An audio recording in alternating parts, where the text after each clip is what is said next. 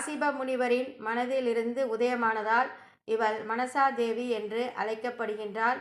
இவள் மிக அழகிய தோற்றம் கொண்டவள்.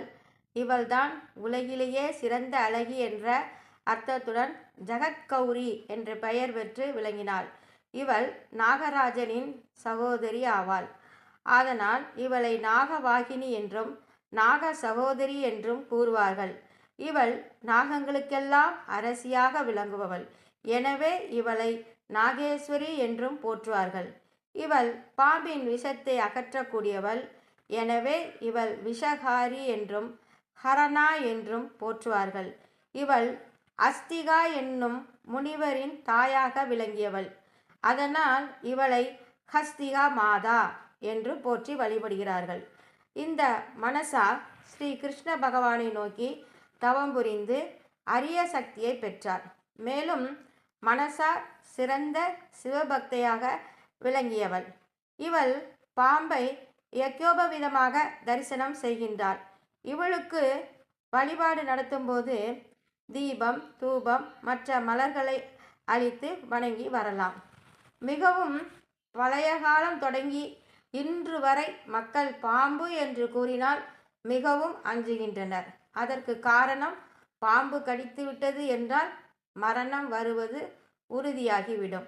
அதிலும் பழைய காலத்தில் பாம்பு கடிக்கு எந்த சிகிச்சையும் கிடையாது என்ற நிலை நிலவி வந்தது. அதனால் பிரம்மதேவர் கூறிய அறிவுரையின்படி காசியப முனிவர் மனசாவை உருவாக்கினார்.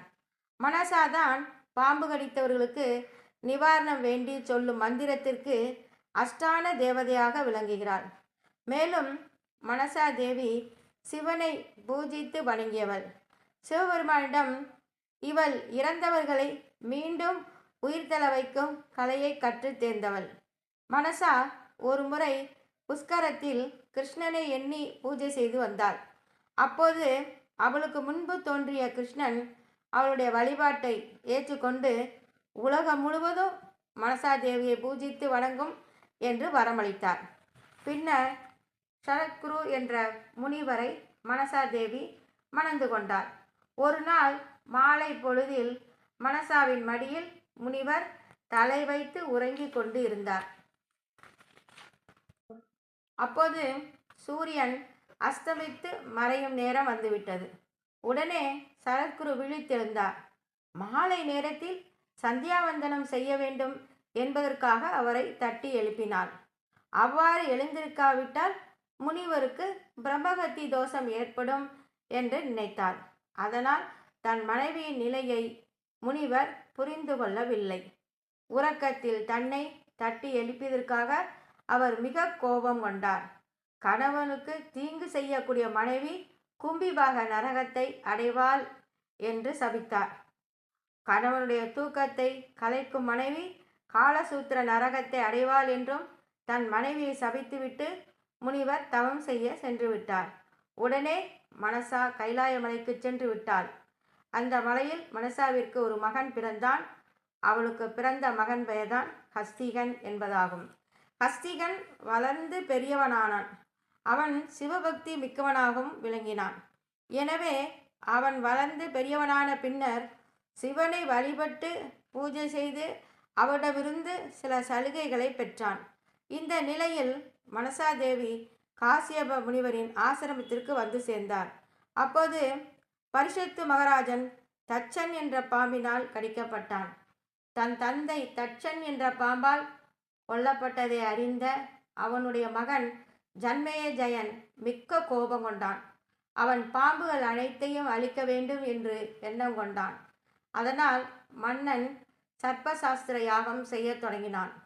அவனுடைய யாகத்தில் பாம்புகள் அனைத்து வந்து விழுந்து இறக்கத் தொடங்கின. இதனை கண்ட தச்சன் தன்னை காப்பாற்றிக் கொள்வதற்காக இந்திரனிடம் ஓடி சென்று அவனிடம் சரணடைந்தான். தன்னிடம் சரண் புகுந்த தச்சனை காக்க இந்திரன் விரும்பினான். அதனால் அவன் மனசாதேவியை எண்ணி பிரார்த்தனை செய்தான். இந்திரன் தன்னை நோக்கி பிரார்த்தனை செய்ததன் காரணமாக மனசாதேவி தெரிந்து கொண்டாள். அதனால் இந்திரனிடம் சரண் அடைந்திருக்கும் தச்சனை காப்பாற்ற முடிவு செய்தார். உடனே தன் மகன் ஹஸ்திகனை அழைத்து தச்சனை காப்பாற்றும்படி ஆணையிட்டாள். தன்னுடைய விருப்பத்தை ஏற்று அருள் புரிந்த மனசா தேவியை கண்டு இந்திரன் மகிழ்ந்தான். அவளுக்கு மணிமயமான ஆசனத்தை அமைத்து அதில் மனசா தேவியை அமர வைத்தான். பின்னர் மந்தாகினி ஆற்றில் உள்ள புனித நீரை கொண்டு வந்து அபிஷேகம் செய்து அவளை வணங்கி பூஜை செய்தான். மனசா தேவியை பூஜை செய்பவர்களுக்கு பாம்பை கண்டு எந்தவித அச்சமும் கொள்ள வேண்டியவில்லை. காரணம், பாம்புகள் அனைத்தும் மனசாதேவியின் பாதுகாப்பில் இருக்கின்றன என்று இந்திரன் அறிவித்தான். ஒவ்வொரு வருடமும் நாக சதுர்த்தி, நாக பஞ்சமி என்று புற்றுக்கு பால் ஊற்றி, மஞ்சளிட்டு, குங்குமம் வைத்து, சந்தனமிட்டு, பூமாலை சேர்த்து, பொங்கலிட்டு வழிபட்டு வந்தால் விஷப்பாம்புகள் தோஷங்கள் விலகும், நாகதோஷம் விலகும் என்று நம்பப்படுகிறது. பிடிச்சிருந்தா லைக் பண்ணுங்கள், ஷேர் பண்ணுங்கள், சப்ஸ்கிரைப் பண்ணுங்கள். வாழ்க வளமுடன்.